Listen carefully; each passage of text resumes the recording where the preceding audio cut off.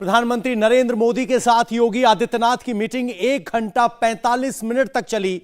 यह meeting 45 minute के लिए प्लान की गई थी, लेकिन जब योगी और मोदी मिलने हुई तो बात लंबी हुई। मोदी और योगी की इस मीटिंग के बाद कहा जा रहा है कि योगी 2.0 कैबिनेट फाइनल हो गई है।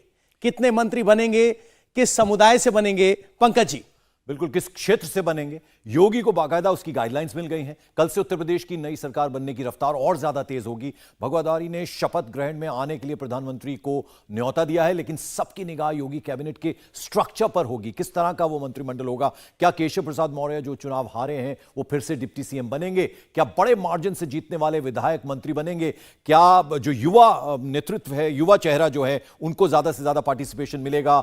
मुस्लिम कितने मंत्री होंगे? महिलाओं की कितनी भागीदारी होगी?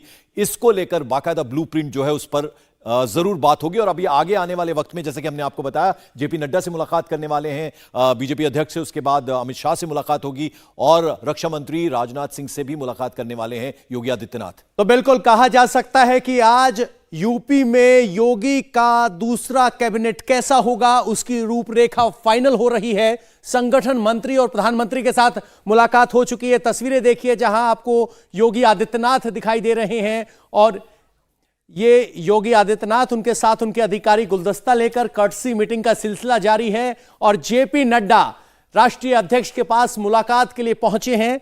प्रधानमंत्री के घर से अभी कुछ देर पहले निकले थे और अब राष्ट्रीय अध्यक्ष के घर पर में मुलाकात हो रही है। कर्टसी मीटिंग तो है ही, चर्चा सरकार की रूपरेखा पर भी। पवन, इंटरेस्टिंग चीज है, फ्लावर बुकेज जो हैं वो सेम कलर के फ्लावर्स हैं, सेम फ्लावर्स जो हैं वो प्रधानमंत्री के लिए लेके गए थे योगी आदित्यनाथ, और लगभग वैसे ही फूलों का गुलदस्ता जेपी नड्डा को दिया है। और अब आप ये देख लीजिए, सीधी तस्वीरें आई हैं अभी। योगी आदित्यनाथ बीजेपी अध्यक्ष जेपी नड्डा से मिल रहे हैं। अब देखना होगा, इसके लिए भी समय तय है, क्या ये भी थोड़ी एक्सटेंड होती है, उस पर नजर रहेगी। आप ये सीधी तस्वीरें इस वक्त देख रहे हैं, योगी आदित्यनाथ मुलाकात कर रहे हैं बीजेपी अध्यक्ष जेपी नड्डा से। जाहिर बात है उन्हें बधाई दे रहे होंगे जेपी नड्डा, जिस तरह से शानदार जीत हासिल हुई है। और जेपी नड्डा से मुलाकात में कम से कम बीजेपी ये नहीं कहेगी कि सिर्फ कर्टसी मीटिंग है, क्योंकि वो पार्टी के अध्यक्ष हैं और उन्हीं के चर्चा के बाद रूपरेखा तय होगी। 2 महत्वपूर्ण पद हैं, एक संगठन प्रमुख जिस तरीके से जेपी नड्डा हैं और एक जिस तरीके से बीएल संतोष की भूमिका है। ये 2 भूमिका यूपी में सरकार कैसी हो काफी महत्वपूर्ण है, और सबसे बड़ी भूमिका प्रधानमंत्री जिनसे मुलाकात। बिल्कुल, और वो जो महत्वपूर्ण बात हमने उठाई थी अभी, वो ये कि केशव प्रसाद मौर्य चूंकि सिरातू से चुनाव हारे हैं, डिप्टी सीएम थे, तो क्या उन्हें फिर से डिप्टी सीएम बनाया जाएगा? वैसा ही सवाल उत्तराखंड को लेकर भी है। पुष्कर सिंह धामी वहां चुनाव हारे, तो क्या हारा हुआ जो शख्स है उसे मुख्यमंत्री बनाया जाएगा? तो ये बड़ा सवाल है। और ये हालांकि केशव प्रसाद मौर्य के बारे में ये है कि अब की बार वो विधानसभा के रास्ते से आना चाह रहे थे, वरना वो एमएलसी है, अभी उनके पास वक्त है। बिल्कुल, हमारे साथ कुछ खास मेहमान जुड़े, उनका परिचय करवा दे। शहजाद पूनावाला हैं, प्रवक्ता हैं बीजेपी के। हर्षवर्धन त्रिपाठी जी, सीनियर जर्नलिस्ट, एक बार फिर से हमारे साथ है। संजय कुमार जी, चुनाव विश्लेषक हैं सीएसडीएस के। आप सभी का एक बार बहुत बहुत स्वागत है। शहजाद, सबसे पहले आप ही के पास आना चाहेंगे। आज लगभग 90 मिनट, पौने 2 घंटा मीटिंग हुई है प्रधानमंत्री से योगी आदित्यनाथ की। तो पहले समझा जा रहा था 45 मिनट की मीटिंग थी। हम जफर इस्लाम से अभी थोड़ी देर पहले बात करते, उनका कहना था कि जीत कर आए हैं, शानदार जीत हासिल करके आए हैं, तो जाहिर बात है आशीर्वाद लेने आए हैं। प्रधानमंत्री ने बधाई दी होगी, लेकिन पौने 2 घंटे मीटिंग चली है, तो इसको किस तरह से देखें? देखिए, जब रिपोर्ट कार्ड इतना सुनहरा और सुंदर हो, तो अपने बड़ों को जब रिपोर्ट कार्ड दिखाया जाता है तो जाहिर सी बात है कि आशीर्वाद भी मिलता है, और आगे इस रिपोर्ट कार्ड को कैसे और बेहतर करना है, क्योंकि चुनाव और एग्जाम निरंतर चलते रहते हैं, तो आगे के एग्जाम के लिए भी मार्गदर्शन लेना जरूरी होता है। और मुझे लगता है कि क्योंकि प्रधानमंत्री केवल प्रधानमंत्री नहीं, बल्कि वो वाराणसी से, उत्तर प्रदेश से सांसद भी है, उत्तर प्रदेश के विकास के लिए उनका निरंतर और सतत वो उसके लिए हमेशा कार्यरत रहते हैं। शहजाद, सवाल ये भी उठ रहा था ना कि डिस्टिंक्शन आई है, नंबर बहुत अच्छे आए हैं, शानदार तरीके से पास हुए हैं, लेकिन कुछ मार्क्स कम हुए हैं, यानी सीटें कम हुई हैं। लोकसभा की 10 सीटें सीधे सीधे कम हुई हैं। देखिए, ये आपके देखने का नजरिया हो सकता है कि ग्लास आधा भरा है कि आधा खाली है। मुझे लगता है वोट शेयर जो बड़ा है हमारा 2017 के मुकाबले, इसका मतलब केवल डिस्टिंक्शन नहीं, ये तो टॉपर निकले हैं। योगी जी तो टॉपर है और उत्तर प्रदेश में भारतीय जनता पार्टी टॉपर के रूप में 37 साल जिसने टॉप नहीं किया है या ऐसा टॉपिंग का इतिहास किसी का नहीं रहा है। मुझे लगता है 37 वर्षों के बाद इस प्रकार के नंबर किसी के आए हैं, तो मुझे नहीं लगता कि सीटें कम होने पर उसको देखा जाना चाहिए। परंतु हाँ, मैं ये जरूर कह सकता हूं कि प्रधानमंत्री नरेंद्र मोदी जी वो व्यक्ति है जो एक भी मिनट अवकाश नहीं लेते और योगी आदित्यनाथ जी भी वही राह पर है। वो एक भी मिनट वेकेशन, छुट्टी, आज काम नहीं करेंगे, आज संडे मनाएंगे, ये नहीं चलता। इसीलिए आज मैं आपको जरूर कह सकता हूं कि दोनों ने मिलकर उत्तर प्रदेश को किस प्रकार से उत्तर प्रदेश की जनता के लिए जन सेवा का एक रोड मैप और उत्तर प्रदेश के लिए विकास का रोड मैप, इस पर भी चर्चा हमारी पार्टी में भी, हमारे संगठन में भी और हमारी सरकारों के बीच भी होती रहेगी। और इसीलिए डबल इंजन की सरकार यह भी प्लानिंग करते रहे होंगे कि MY फैक्टर, जो महिला युवा फैक्टर हमारे समर्थन में तो था ही, परंतु मोदी योगी फैक्टर और मोदी की योजनाओं को किस प्रकार से और प्रभावी ढंग से आगे उतारना है, इस पर भी चर्चा लगातार चलती रहती है। और यही चर्चाओं के बीच में इस समय का जो है थोड़ा सा समय लगा होगा, परंतु बाकी की बातें जो औपचारिक रूप से बताई जाएगी वो तो बाद में आपको बताई जाएगी। संजय जी, एक सवाल आपसे ये जानना चाहते हैं। कहा जा रहा है, समाजवादी पार्टी आरोप लगा रही कि बीएसपी ने अपना वोट ट्रांसफर करा दिया इसलिए हम हार गए। सवाल यह है कि दलित वोटर अगर यहां शिफ्ट होते हैं, बीजेपी के पास शिफ्ट होते हैं, तो क्या अब की बार योगी की कैबिनेट में उनका प्रतिनिधित्व भी उस तरीके का होगा जो 2024 और आगे बीजेपी के साथ बरकरार रहें? अगर हम दलित वोटरों की बात करें यूपी में, तो 2014 से ये शुरुआत हो गई थी। 2014 से बीजेपी के पक्ष में दलित वोट जाने लगा, लेकिन इन चुनाव के नतीजों ने यह दिखाया है कि दलित वोट का शिफ्ट अब जाटवों का भी शिफ्ट बीजेपी की तरफ हुआ है। और अगर हम गैर जाटव दलित वोट की बात करें तो उनका वोट तो बड़ी संख्या में बीजेपी की तरफ शिफ्ट हुआ है। अगर इलेक्टोरल गेन, अगर उनको चुनावी फायदा मिल रहा है बीजेपी को दलित वोट के कारण, तो बीजेपी चाहेगी, और ये किसी भी पार्टी के लिए चुनावी रणनीति होनी चाहिए कि जिस समुदाय का वोट आपकी तरफ आ रहा है, जिस समुदाय के वोट की बजाय के बदौलत आप इतनी बड़ी जीत हासिल कर रहे हैं, तो आप किसी न किसी तरह इसको साध कर रखें अपने पक्ष में। तो दलित समुदाय का प्रतिनिधित्व मुझे लगता है जरूर होगा योगी जी के कैबिनेट में, जिससे 2024 के चुनाव में दलित वोट उनकी ओर बना रहे। हर्षवर्धन जी, आपसे समझना चाहूंगा, जिस तरफ शहजाद इशारा कर रहे थे, वो कह रहे थे MY फैक्टर, यानी महिला युवा, मोदी योगी और डबल इंजन। देखिए, हर स्टेट का अपना एक बजट होता है, एलोकेटेड होता है, उसमें उसको काम करना होता है। जो डबल इंजन है वो किस तरह से फायदा पहुंचा सकता है किसी स्टेट को, जरा आपसे समझना चाहेंगे। देखिए, बहुत ढेर सारे ऐसे उदाहरण हैं, लेकिन एक उदाहरण मैं देता हूं जो खुद प्रधानमंत्री नरेंद्र मोदी ने दिया, और वो उस समय दिया जब वो राष्ट्रीय जो परियोजना है सरयू नहर परियोजना, उसका वो लोकार्पण करने गए थे। अब वो एक परियोजना ऐसी थी जो पूर्वी उत्तर प्रदेश, अवध और उस इलाके की उस जमीन की जो कहे कि उपजाऊ होना, उस पे फसल का होना, किसान को लाभ मिलना, लोगों के घर में पानी मिलना, ये सब काम वो कर सकती थी। लेकिन बताइए कि इस देश में करीब 8 प्रधानमंत्री बदल गए और उसी हिसाब से मुख्यमंत्री बदल गए, लेकिन वो काम नहीं हो पाया। 2017 के पहले 42% काम हो पाया था। 2017 से 2021 अक्टूबर में मेरे ख्याल से प्रधानमंत्री जी ने उसका उद्घाटन किया था, अक्टूबर नवंबर में। उस समय तक वो परियोजना पूरी हो गई। अगर हम इसको सिर्फ एक उदाहरण से देखें तो कैसे डबल इंजन काम करता है ये दिखता है। दूसरा एक उदाहरण, जब हम कहते हैं कि पूर्वांचल एक्सप्रेसवे, अखिलेश यादव ने भी एक्सप्रेसवे बनाया, एक्सप्रेसवे मायावती जी ने भी बनाया, लेकिन ये जो पूर्वांचल एक्सप्रेसवे है और इसके साथ जो गंगा एक्सप्रेसवे बन रहा है, मुझे खुद इसलिए जानकारी है कि गंगा एक्सप्रेसवे प्रतापगढ़ में मेरे गांव के बगल से गुजर रहा है।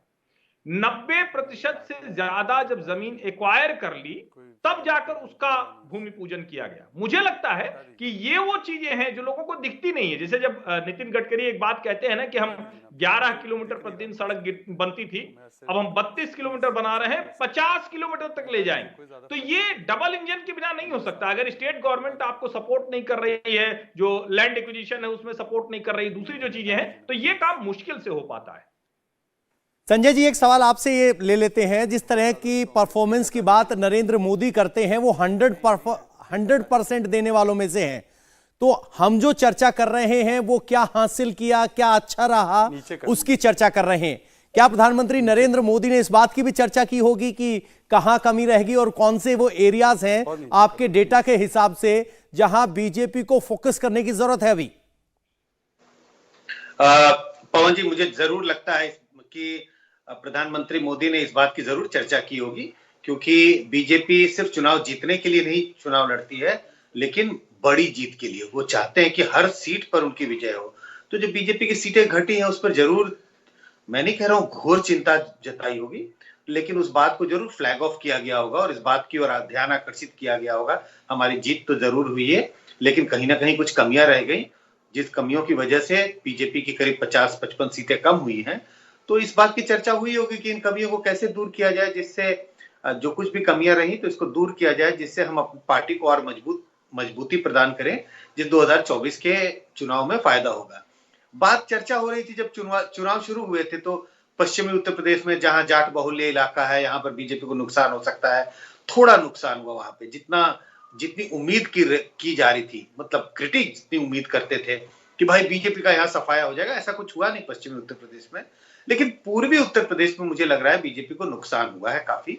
और हम ये जानते हैं पूर्वी उत्तर प्रदेश में विकास के कार्य भी हुए, शायद इस पर चर्चा हुई होगी। विकास के कार्य भी हुए, लेकिन फिर भी पूर्वी उत्तर प्रदेश में हम उतना अच्छा प्रदर्शन नहीं कर पाए। शहजाद जी से इसी पे सवाल ले लेते हैं। शहजाद जी, जैसा कि हमारे संजय जी कह रहे हैं, विकास तो हुआ, लेकिन आप एमवाई वाले गठबंधन में सेंध नहीं लगा पाए और यही वजह है कि बलिया हुआ और बाकी वो मऊ, बलिया, इन सब इलाकों में बीजेपी परफॉर्म नहीं कर पाई।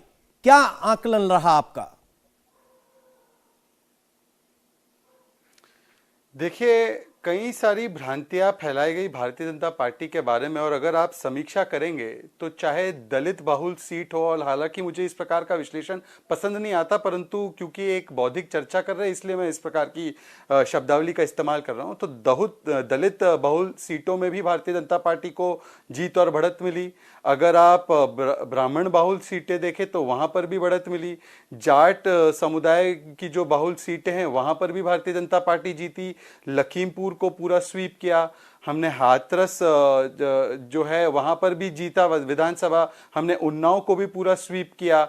हाँ, कुछ इलाकों में निश्चित रूप से विपक्षी पार्टियां उन्होंने थोड़ा सा बेहतर परफॉर्मेंस किया होगा, और इस पर भी समीक्षा की जाएगी पार्टी में अलग अलग लेवल्स पर। तो इसमें कोई दिक्कत की बात नहीं है। हम लोग तो निरंतर प्रयास करते हैं कि किस प्रकार से हमारा वोट शेयर 50% के आगे बढ़े। देखिए, हमारी लड़ाई या कंपटीशन जो है किसी पार्टी से नहीं है। हमारी कंपटीशन केवल इतनी है कि किस प्रकार से हम हमारा वोट शेयर 50% से ज्यादा बढ़ाए, और इसका मतलब यह है कि किस प्रकार से विकास के कार्यों को और किस प्रकार से प्रधानमंत्री नरेंद्र मोदी द्वारा जो रेखांकित की गई सामाजिक जन कल्याणकारी योजनाएं हैं उसको जमीन पर कैसे उतारे, जिससे कि एक पॉजिटिव वोट, एक प्रो इनकम्बेंसी वोट तैयार हो। और इस बार 4 राज्यों में आपने देखा होगा, 4 राज्यों में भारतीय जनता पार्टी की जीत, ये प्रो इनकम्बेंसी वोट जो भारतीय जनता पार्टी को मिलता है, मतलब कि लोग सकारात्मक अनुमोदन करते हैं अच्छे काम का, विकास का, प्रधानमंत्री मोदी के नेतृत्व का और हमारे मुख्यमंत्रियों के प्रयासों का।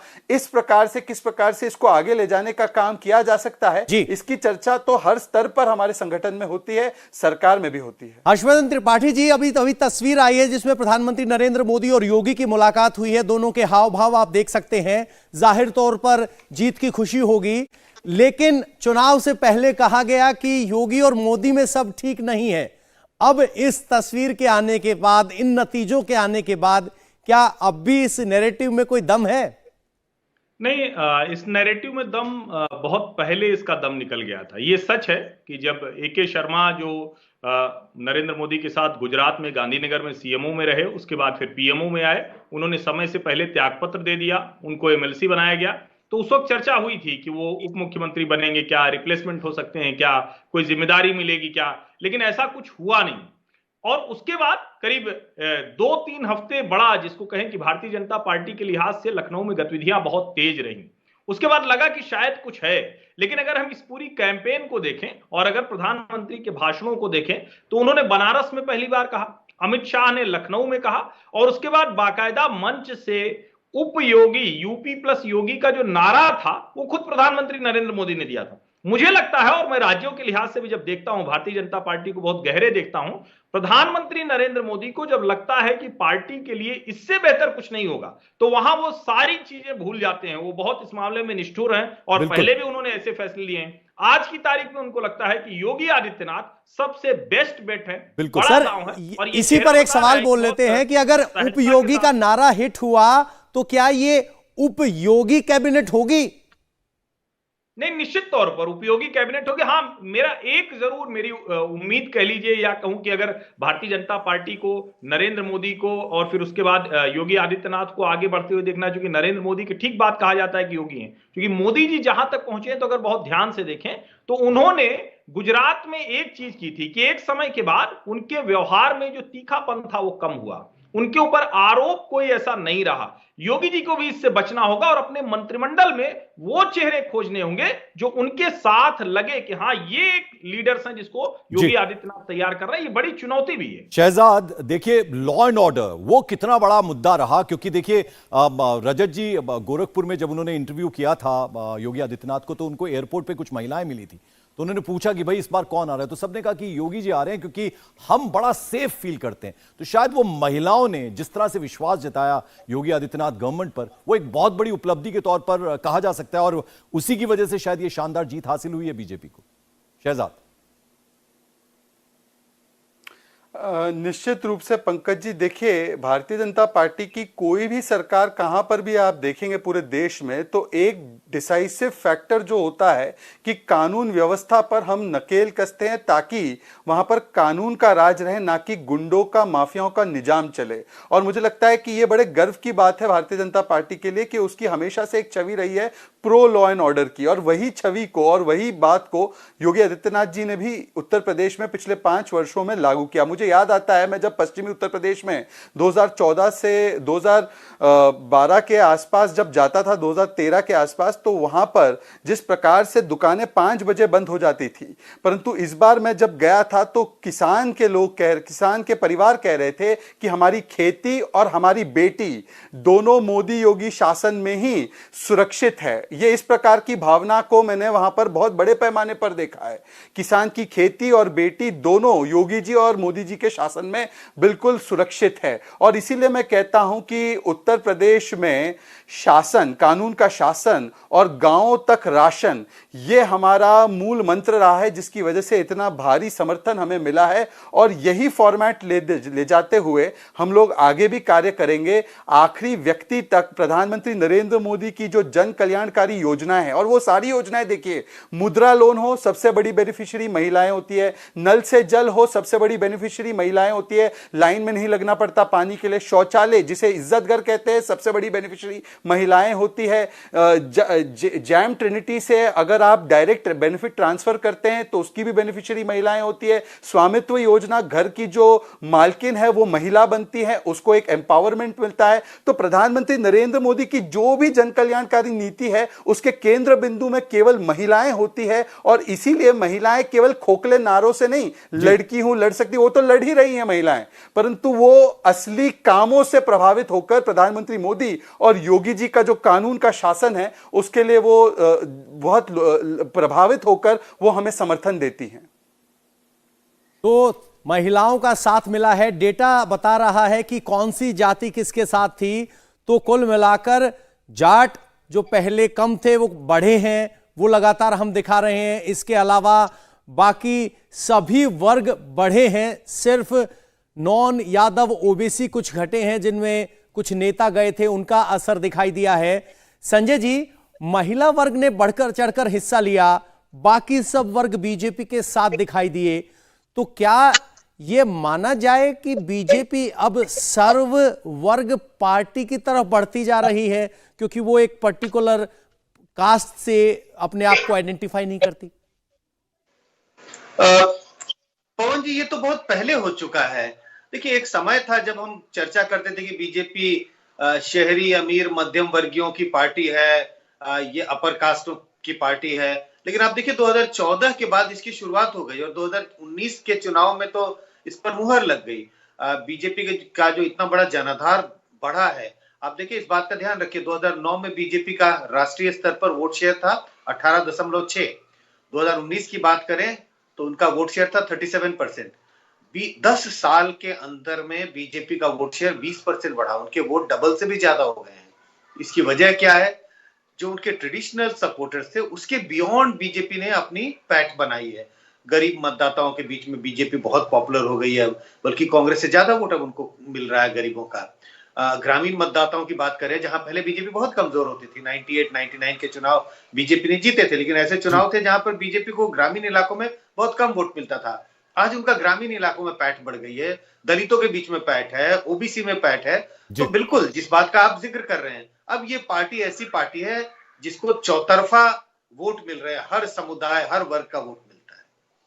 ठीक है, हर्षवर्धन जी जरा आप बताइए, जेवर एयरपोर्ट की बात करें, फिल्म इंडस्ट्री जो आ रही है नोएडा में उसकी बात करें तो जाहिर बात है उससे बहुत सारा रोजगार क्रिएट होगा, लेकिन इंडस्ट्रीज के मामले में लगता है आपको कि बहुत ज्यादा काम उस पर करना होगा ताकि उत्तर प्रदेश में इंडस्ट्रीज लगे। हम नोएडा में हम देखें, कानपुर की हम बात कर लें, बाकी की जो जगहें हैं वहां पर उस तरीके से इंडस्ट्रीज नहीं आई हैं, तो जाहिर बात है जितनी इंडस्ट्रीज आएंगी, इन्वेस्टमेंट होगा, उससे रोजगार बढ़ेगा और वो बहुत ज्यादा बड़ी जरूरत है उत्तर प्रदेश की भी अगर हम बात करें युवाओं के लिए। पंकज जी, निश्चित तौर पर, और इस बात को योगी आदित्यनाथ ने जब 2017 में वो आए थे तो पहला यूएस इंडिया बिजनेस काउंसिल का जो डेलीगेशन था वो उनसे मिलने गया था, तो उन्होंने उसके तुरंत बाद जो पहला काम किया था वो सिंगल विंडो क्लियरेंस का था, और उस पे चीफ सेक्रेटरी की जिम्मेदारी थी कि अगर कहीं कोई काम एक हफ्ते से ज्यादा रुकता है तो उसका फॉलोअप वो पर्सनल लेवल पर करेंगे। इसका नतीजा जो था उसको और जगह, कई जगह आप देख सकते हैं, लेकिन मैं डिफेंस कॉरिडोर की बात करता हूं कि 76% से ज्यादा जो एमओयू की जमीनें थी वो उसको जमीन पर लाने पे कामयाब रहे। अब जमीन पर लाने मतलब वहां काम नहीं शुरू हो गया है, लेकिन उनका जो इनिशियल प्रोसेस था वो पूरा हो गया।